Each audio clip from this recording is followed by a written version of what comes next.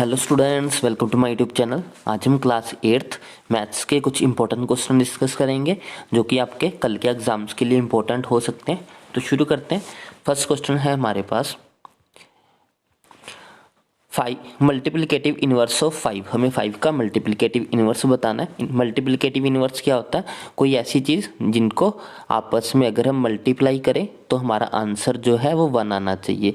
Means कि जो भी हमें वैल्यू दी होती है उसका उल्टा करना होता है। हमें यहाँ पे 5 दिया तो 5 का उल्टा क्या हो जाएगा? 1/5। इसमें साइन चेंज नहीं होते हैं, साइन सेम ही रहते हैं। तो 5 का मल्टीप्लिकेटिव इनवर्स कौन सा हो जाएगा? 5 का मल्टीप्लिकेटिव इनवर्स हो जाएगा हमारे पास 1/5। तो ए ऑप्शन जो होगा वो इसका राइट ऑप्शन होगा।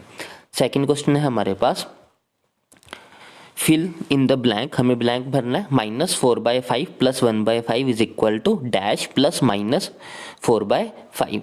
तो जो चीज़ें यहाँ पे लिखी है इस साइड लिखी है, सेम साइड है, इधर भी होनी चाहिए तभी सेम होंगी। अगर यहाँ पे माइनस का 4/5 है तो इधर भी माइनस का 4/5 है। इधर अगर प्लस का 1/5 है तो यहाँ पे भी प्लस का 1/5 होना चाहिए। तो ऑप्शन नंबर बी जो होगा वो इसका राइट ऑप्शन होगा 1/5। क्वेश्चन नंबर 2 के लिए हमारा आंसर क्या होगा? Option number B. Third question है हमारे पास which of the following rational number is equal to its reciprocal. हमें ऐसा नंबर बताना है जो कि उसके रेसिप्रोकल के इक्वल हो। तो वो होता है हमारा -1। एक्चुअल में 1 और -1 दोनों ही आंसर हो सकते थे इसका। अगर आपको पेपर में ऑप्शंस में प्लस का 1 मिले तो वो भी आपका आंसर होगा। 1 और -1 दोनों ही अपने रेसिप्रोकल के बराबर होते हैं। नेक्स्ट क्वेश्चन है how many rational numbers are there between 3/5 and 4/5। हमें बताना है कि 3/5 में और 4/5 में टोटल कितने रैशनल नंबर आएंगे। तो इन दोनों के बीच में infinite number of rational number हो सकते हैं। तो आंसर होगा ऑप्शन नंबर डी, इनफाइनाइट।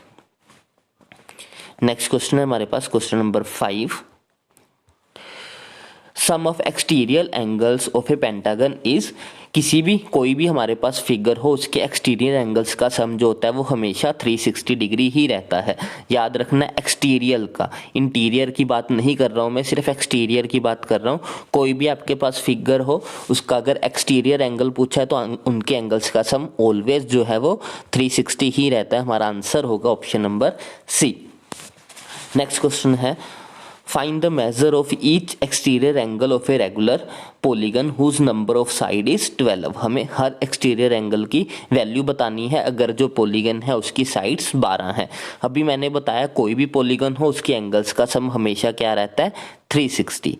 अगर आपको इंडिविजुअली एंगल्स निकालना है तो 360 को नंबर ऑफ साइड के साथ डिवाइड करना होता है। हमारे पास एंगल कितने हैं? 360 और साइड्स हमें 12 दी थी। 360 को अगर हम 12 से डिवाइड करते हैं तो हमारे पास आंसर आ जाएगा 30 डिग्री। तो इसका ऑप्शन नंबर डी जो होगा वो करेक्ट ऑप्शन होगा। जो भी हमारा फिगर होगा जिसकी साइड्स 12 है उसके सभी एक्सटीरियर एंगल्स का सम जो होगा वो 30 डिग्री होगा। Question number 7 which of the following statement is incorrect. हमें बताना है कि नीचे दी गई कौन सी स्टेटमेंट गलत है। All the squares are rectangle, ये बिल्कुल सही स्टेटमेंट है। सभी स्क्वेयर जो होते हैं वो रेक्टेंगल हो सकते हैं। All the kites are parallelogram, सभी जो काइट्स होते हैं वो पैरेललोग्राम होती हैं, ये भी स्टेटमेंट बिल्कुल सही है। All the squares are rhombus as well as rectangles, बोला कि सभी स्क्वेयर जो है वो रोम्बस भी हो सकते हैं और रेक्टेंगल भी हो सकते हैं। नहीं, ये स्टेटमेंट गलत है। सभी स्क्वेयर जो है वो रोम्बस नहीं हो सकते हैं। स्क्वायर जो होता है वो हमारे सीधे होते हैं और जो रोम्बस होते हैं वो ऐसे टेढ़े वाले होते हैं। रोम्बस में एंगल जो होते हैं वो सेम नहीं होते हैं। एंगल्स 90 डिग्री के नहीं होते हैं रोम्बस के अंदर, लेकिन स्क्वायर के अंदर एंगल्स जो होते हैं वो 90 डिग्री के होते हैं। तो इसलिए जो स्टेटमेंट सी है वो गलत है। तो हमारा आंसर क्या होगा? सी। क्वेश्चन नंबर 7 के लिए आंसर होगा हमारा C. Question number 8 If unit digit of the square of a number is 1, then which of the following will be the unit digit of this number। बोला है कि कोई अगर नंबर है जिसका स्क्वायर करने पे यूनिट डिजिट 1 आता है, हमें बताना है कि वो कौन सा नंबर हो सकता है, उसका यूनिट डिजिट क्या हो सकता है। अब हमें देखना है कि कौन कौन सा ऐसा नंबर है जिसका स्क्वायर करने पे 1 आता हो। एक तो अगर मैं 1 का स्क्वायर करता हूँ तो 1 आएगा, और 1 कब आता है? जब मैं 9 का स्क्वायर करता हूँ तो मेरे पास आता है 81, तो भी यूनिट डिजिट जो है वो 1 ही होता है। मीन्स कि या तो नंबर मेरा 1 हो सकता है या तो मेरा नंबर 9 हो सकता है। 1 मेरा ऑप्शन में ही नहीं है तो 9 ऑप्शन में है, तो ऑप्शन नंबर डी जो होगा वो इसका करेक्ट ऑप्शन होगा। अगर 9 की जगह पे 1 होता तो 1 भी हमारा आंसर होता, क्योंकि 9 और 1 दोनों ऐसे नंबर्स हैं जिनका स्क्वायर अगर हम करते हैं तो यूनिट डिजिट पे 1 ही आता है। 1 का स्क्वायर तो 1 ही रहता है, 9 का स्क्वायर 81 हो जाता है, जिसका यूनिट डिजिट फिर से एक 1 होता है। Question number 9, from which of the following number is to be multiplied by 32 to make it a perfect square। 32 को हम किस नंबर के साथ मल्टीप्लाई करें कि वो एक परफेक्ट स्क्वायर बन जाए, तो ऑप्शन होगा ए। अगर हम 32 को 2 के साथ मल्टीप्लाई कर देते हैं तो आंसर आएगा 64, जो कि एक परफेक्ट स्क्वायर होता है 8 का। तो हमें 32 को किसके साथ मल्टीप्लाई करना पड़ेगा उसे परफेक्ट स्क्वायर बनाने के लिए? 32 को 2 के साथ मल्टीप्लाई करना पड़ेगा, तो वो एक परफेक्ट स्क्वायर बन जाएगा। तो ऑप्शन नंबर ए जो है वो इसका करेक्ट आंसर होगा। Next question number 10,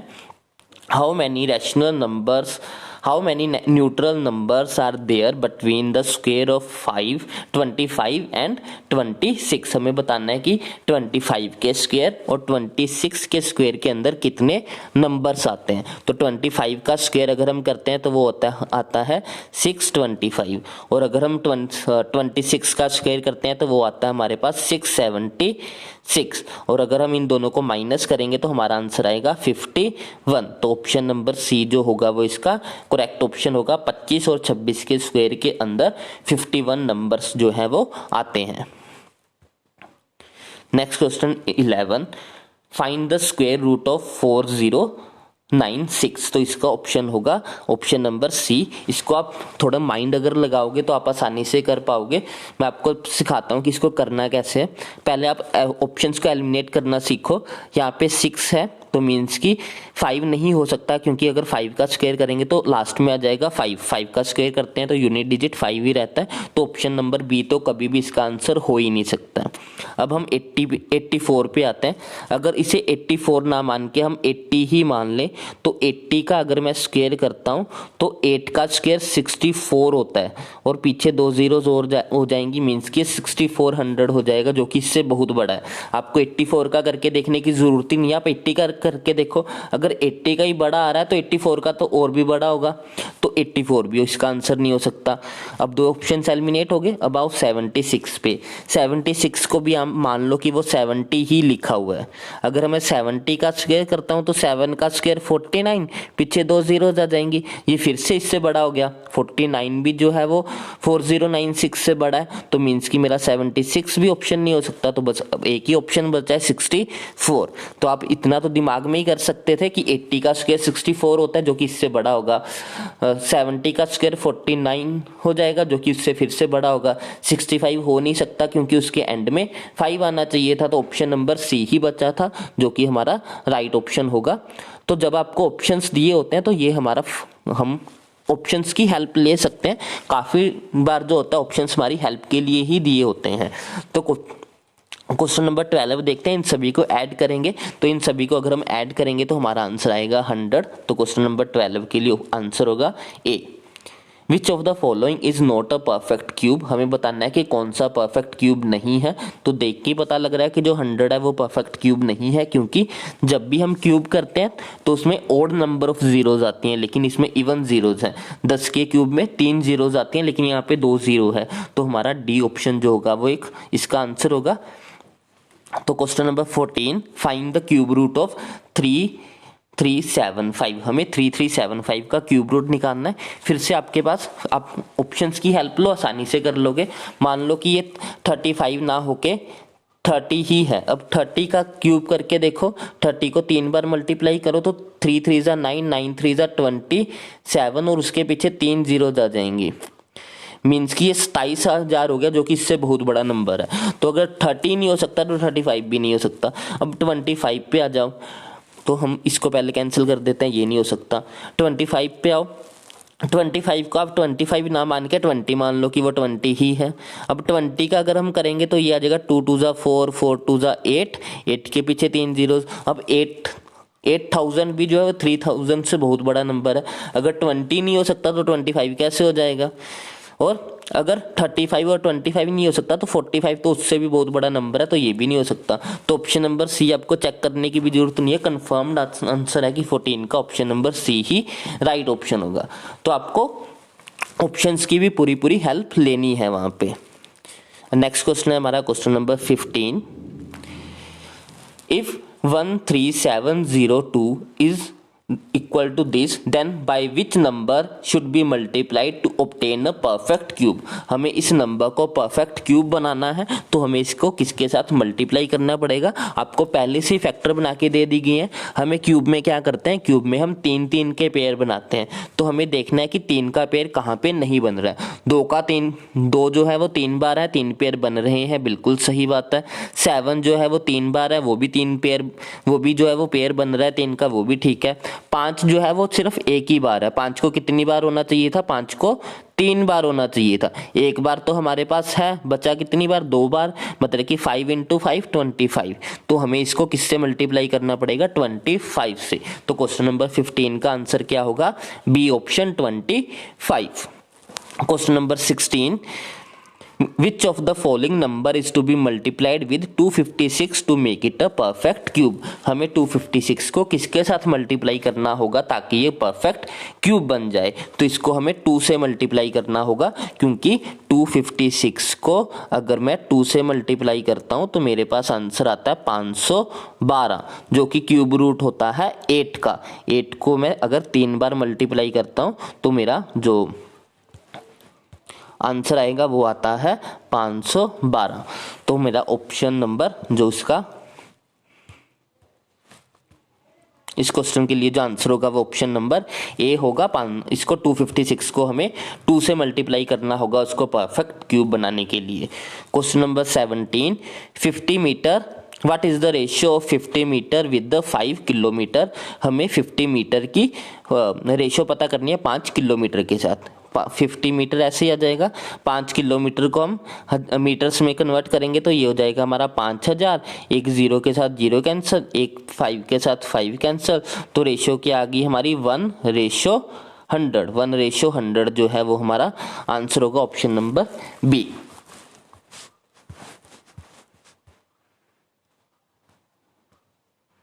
question number 18 है हमारे पास। The list price of a frock is 220, a discount of 20% is announced on the sale, what is the amount of discount on it। एक frock है जिसका जो rate है, जो मार्क प्राइस है वो 220 है, उस पर 20% का डिस्काउंट मिल रहा है। हमें बताना है कि हमें डिस्काउंट कितना मिला है। तो 220 का 20% निकाल लो, 220 का 20% निकालेंगे हम तो हमारा आंसर कितना आ जाएगा 44 रुपीज़। तो इस पे कितने का डिस्काउंट मिलेगा हमें 44 रुपीज़ का। ऑप्शन नंबर ए जो होगा वो इसका करेक्ट आंसर होगा। उसके बाद हमारे पास है कन्वर्ट 4/4 इंटू परसेंटेज। 4:5 को हमें परसेंटेज में कन्वर्ट करना है, और रूल ये है कि जब भी हमें रेशियो को परसेंटेज में कन्वर्ट करना हो तो उसे हमें 100 के साथ मल्टीप्लाई करना होता है। रेशियो को जब भी परसेंटेज में कन्वर्ट करते हैं तो उसको 100 से साथ मल्टीप्लाई कर दो बस। 5 को 100 के साथ कट करेंगे, यहाँ पे आ जाएगा 20 को 4 से मल्टीप्लाई करेंगे तो हमारे पास आ जाएगा 80। तो ऑप्शन नंबर डी जो होगा वो इसका करेक्ट ऑप्शन होगा। क्वेश्चन नंबर 19 के लिए ऑप्शन नंबर डी जो है वो करेक्ट होगा। Question number 20। An amount has been borrowed at rate of 12% per annum for 2 years. If the rate of interest has been added half yearly, then how many times the interest will be given। पूछ रहे हैं कि अगर जो interest है वो साल half yearly लिया जाता है, मीन्स कि साल में 2 बार लिया जाता है, तो हमें बताना है कि टोटल कितनी बार इंटरेस्ट लिया जाएगा। वो 2 सालों के लिए दिया गया है और 1 साल में 2 बार लिया जाता है, मीन्स कि 2 सालों में कितनी बार लिया जाएगा 4 बार। बस हमें सोल्व कुछ नहीं करना है, हमसे बस यही पूछा है कि इंटरेस्ट कितनी बार लिया जाएगा। अगर हर 6-6 महीने बाद इंटरेस्ट लिया जा रहा है तो 2 साल में कितनी बार 6-6 महीने आएंगे 4 बार, तो 4 बार इंटरेस्ट लिया जाएगा इस पे। तो ऑप्शन नंबर डी जो होगा वो इसका राइट ऑप्शन होगा। क्वेश्चन नंबर 21 के लिए हमें बताना है कि which of the following are unlike terms. तो ऑप्शन नंबर ए में दोनों लाइक टर्म्स है, एक्स वाई है दोनों में ही, और बी में हमारे पास एक में एक्स जेड स्क्वायर है, एक में सिर्फ जेड स्क्वायर है। तो ऑप्शन नंबर बी जो होगा वो इसका करेक्ट आंसर होगा। ऑप्शन नंबर बी में जो टर्म्स गिवन है वो अनलाइक टर्म्स है, बाकी सभी में जो टर्म्स है वो सारी लाइक टर्म्स हैं। Question number 22, in the given parallelogram find the value of y। हमें गिवन पैरेललोग्राम में y की वैल्यू फाइंड आउट करनी है। तो हमें पता है पैरेललोग्राम में अपोजिट एंगल्स का जो सम होता है वो कितना होता है 180 डिग्री। तो हम वही प्रॉपर्टी लगाएंगे, उसके अकॉर्डिंग हमारे पास क्या आ जाएगा y plus 80 is equal to होना चाहिए 180 डिग्री। अब ये 80 यहाँ पे प्लस का है तो इधर आके ये माइनस का आ जाएगा। 180 में से 80 माइनस करेंगे तो हमारे पास आ जाएगा 100। तो y की वैल्यू क्या आ जाएगी 100 डिग्री। तो y एंगल कितना होगा 100। ऑप्शन नंबर ए जो होगा वो इसका करेक्ट आंसर होगा। क्वेश्चन नंबर 23, 8 a की पावर 15 डिवाइडेड बाय 2 a की पावर 10। 8 a की पावर 15 डिवाइडेड बाय 2 a की पावर 10। 2 को 8 से डिवाइड करेंगे, यहाँ पे 4 आ जाएगा। नीचे से जब पावर ऊपर जाती है तो वो माइनस की हो जाती है। तो 15 में से जब 10 माइनस करेंगे तो हमारे पास 5 बचेगा। तो आंसर क्या आ जाएगा 4a की पावर 5। तो ऑप्शन नंबर ए जो होगा वो इसका करेक्ट आंसर होगा 4a की पावर 5। क्वेश्चन नंबर 24, ये एक फॉर्मूला ही है हमें, a माइनस बी का whole square is equal to क्या होता है a square. a minus b का होल स्क्वायर करते हैं तो वो क्या आता है a square minus 2ab plus b का स्क्वायर। यहाँ पे इन्होंने स्मार्ट मूव खेली है। ऐसा ऑप्शंस इनको हमें ऐसे कंफ्यूज करने के लिए दिए गए हैं। यहाँ पे बीच में प्लस का साइन डाला है तो हमारा ऑप्शन कौन सा होगा, ऑप्शन हमारा डी होगा माइनस का 2ab, क्योंकि फॉर्मूले में यहाँ पे माइनस 2ab होता है। प्लस और प्लस माइनस आपस में माइनस हो जाएंगे, इसीलिए हमारा ऑप्शन नंबर डी जो होगा वो इसका करेक्ट ऑप्शन होगा। ऑप्शन नंबर सी नहीं भर के आना है। ऑप्शन नंबर डी माइनस का साइन साथ में है, यहाँ पे उस माइनस के साइन को कंसीडर करना है, तो इसका ऑप्शन नंबर डी जो होगा वो राइट ऑप्शन होगा। Question number 25, x is equal to -1, value of expression 2x into x plus 1 for x equal to -1 is. हमें x की वैल्यू -1 पुट करनी है। तो पूरा सोल्व करने की जरूरत नहीं है, आप यहाँ पे देखो ब्रैकेट में लिखा हुआ है x प्लस 1। तो x की वैल्यू कितनी है -1 प्लस 1 करेंगे तो हमारे पास क्या आ जाएगा 0, मीन्स कि ये वाली पूरी टर्म हमारे पास क्या हो जाएगी 0। अब 0 में प्लस 1 करेंगे तो हमारा आंसर क्या आ जाएगा 1। तो इसका ऑप्शन नंबर ए जो होगा वो करेक्ट ऑप्शन होगा। क्वेश्चन नंबर 25 के लिए आंसर होगा ऑप्शन नंबर ए 1, क्योंकि ये पूरी टर्म 0 हो जाएगी। +1 -1 करेंगे तो ये वाली टर्म 0 हो जाएगी, जिसके कारण पूरी टर्म 0 हो जाएगी। 0 में 1 ऐड करेंगे तो हमारे पास 1 आंसर आएगा। क्वेश्चन नंबर 26, हमें find the sum of p q minus q r, q r minus r p minus p q. तो इन सभी का सम पता करना है। तो सभी का जब हम सम पता करेंगे तो ये वाली प्लस की टर्म है, ये वाली माइनस की टर्म है, कैंसिल हो जाएगी। ये वाली माइनस की टर्म है और ये वाली प्लस की टर्म है, कैंसिल हो जाएगी। ये वाली माइनस की टर्म है, ये वाली प्लस की टर्म है, तो कैंसिल हो जाएगी। तो सब कुछ कैंसिल आउट हो जाएगा। ऑप्शन नंबर डी जो होगा वो इसका करेक्ट ऑप्शन होगा। 0 आंसर आएगा इसका, क्योंकि सारी टर्म्स जो है वो आपस में कैंसिल आउट हो जाएंगी। ऑप्शन नंबर डी इसका राइट ऑप्शन होगा। क्वेश्चन नंबर 27 में मल्टीप्लिकेटिव इनवर्स ऑफ 6 की पावर 2, हमें 6 की पावर 2 का मल्टीप्लिकेटिव इनवर्स ढूंढना है, जो कि होगा 1/6 की पावर 2। ऐसा कोई भी ऑप्शन नहीं है। ऑप्शन में यहाँ पे माइनस की पावर 2 दी रखी है, जो कि गलत होगी। जब हम इसको ऊपर लेके जाएंगे तो ये हो जाएगा 6 की पावर -2। तो ऑप्शन नंबर ए जो होगा वो आपका करेक्ट ऑप्शन होगा। ऑप्शन नंबर सी में कंफ्यूज नहीं होना है। वहां पे 6 नीचे तो है, लेकिन 2 जो है वो माइनस में है। वो 2 अगर प्लस में होता तो हमारा ऑप्शन नंबर सी राइट होता, लेकिन वो माइनस में दिया, इसलिए सी ऑप्शन जो है वो गलत हो गया। अब पावर जब नीचे से ऊपर जाती है तो वो माइनस की हो जाती है, तो 6 की पावर -2 जो है वो राइट ऑप्शन होगा इसका। क्वेश्चन नंबर 28, हमें दिया 3 की पावर -1 प्लस 4 की पावर -1 प्लस 5 की पावर -1 पूरी ब्रैकेट के बाहर 0 है। अगर हम इसे सॉल्व करने बैठेंगे तो टाइम लगेगा, लेकिन आप सीधा देखो ब्रैकेट की पावर 0 है और किसी भी नंबर की अगर पावर 0 हो जाए तो वो इक्वल टू 1 हो जाता है, तो इसका ऑप्शन नंबर डी होगा। ब्रैकेट के अंदर कुछ भी आंसर आया हो, यहाँ पे कुछ भी आया हो, हमें उससे मतलब ही नहीं है, क्योंकि जब बाहर 0 है तो 0 के कारण ओवरऑल सारी टर्म 0 1 ही बन जानी है। तो हमारा ऑप्शन नंबर डी जो होगा वो इसका करेक्ट ऑप्शन होगा। क्वेश्चन नंबर 28 के लिए ऑप्शन डी जो है वो राइट ऑप्शन है। 29th क्वेश्चन, हमें बताना है 2 की पावर 5 डिवाइडेड बाय 2 की पावर -6। 2 की पावर 5 डिवाइडेड बाय 2 की पावर -6।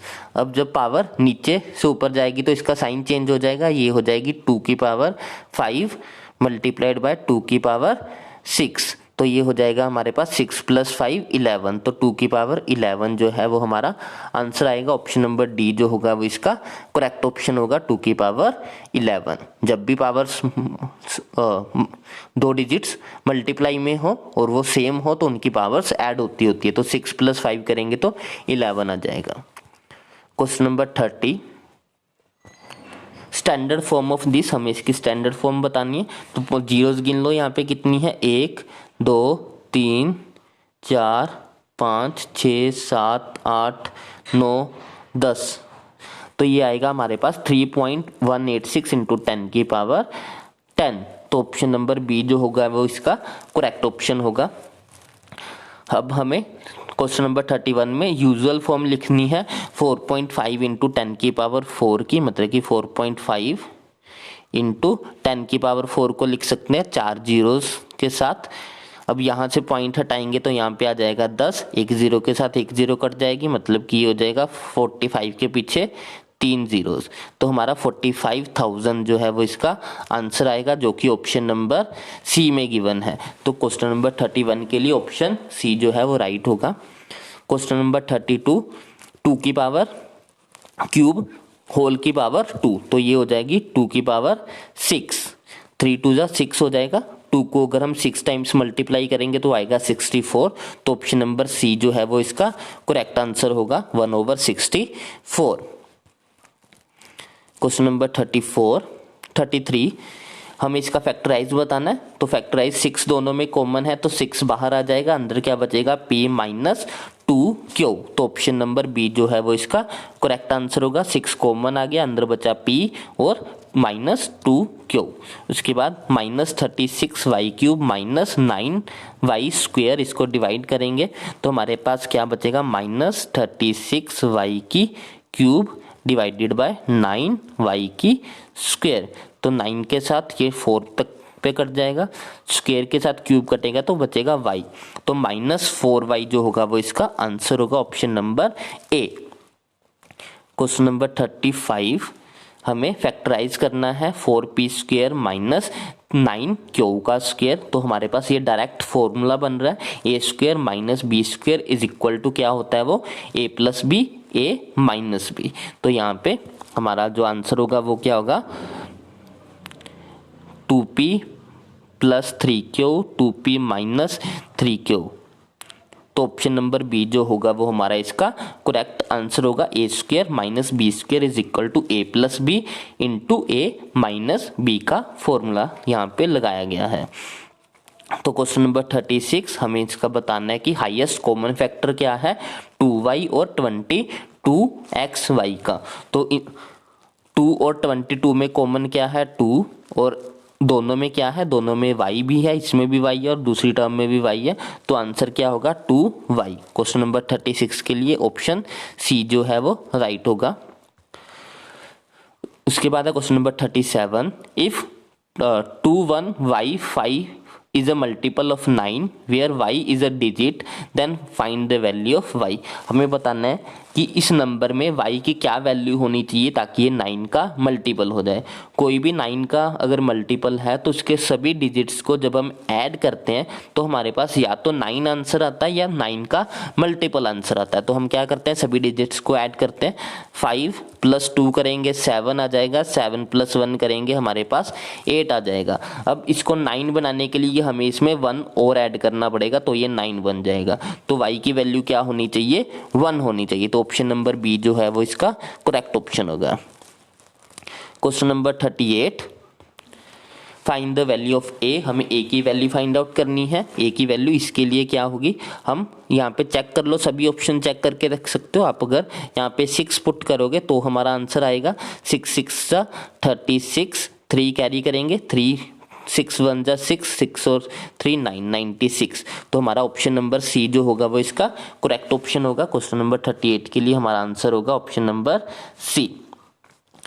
उसके बाद है विच of the following number do not divide the this number. हमें बताना है कि नीचे दिए गए नंबरों में से कौन सा नंबर इसको डिवाइड नहीं करता है। अगर आप इनके सभी डिजिट्स को ऐड करते हो तो आपको मिलेगा कि ये 9 का मल्टीपल है, मीन्स कि ये 9 से तो डिवाइड हो जाएगा। अगर 9 से डिवाइड हो रहा है तो वो 3 से भी डिवाइड होगा। बट यहाँ पे प्रॉब्लम ये है, ना ही ये 8 से डिवाइड होता है और ना ही ये 4 से डिवाइड होता है। तो इसका करेक्ट ऑप्शन 8 भी हो सकता है और 4 भी हो सकता है। तो आपके बी और सी दोनों ही सही आंसर है। आप दोनों में से कोई भी लगाओगे तो आंसर ठीक जाएगा। क्वेश्चन नंबर 40, 101 का स्क्वायर, उसको हम कैसे लिख सकते हैं, इसको हम लिख सकते हैं 101 को हम लिख सकते हैं 100 + 1 का होल स्क्वायर। 100 + 1 का होल स्क्वायर इस चीज equal to a² + 2ab + b का स्क्वायर, मीन्स की ऑप्शन नंबर डी जो होगा वो इसका करेक्ट ऑप्शन होगा। a² + 2ab + b का स्क्वायर लिखा हुआ है ये, तो ऑप्शन नंबर डी जो होगा वो इसका करेक्ट आंसर होगा। क्वेश्चन नंबर 40 के लिए ऑप्शन नंबर डी जो है वो सही है। आई होप आपको समझ में आया होगा और आपको काफ़ी हेल्प भी मिलेगी इससे। अगर आपको कोई भी डाउट हो तो आप कमेंट सेक्शन में लिख सकते हो। अगर आपको वीडियो पसंद आई तो प्लीज़ इसे लाइक करें, शेयर करें, चैनल को सब्सक्राइब करें। Thanks for watching, bye bye, take care.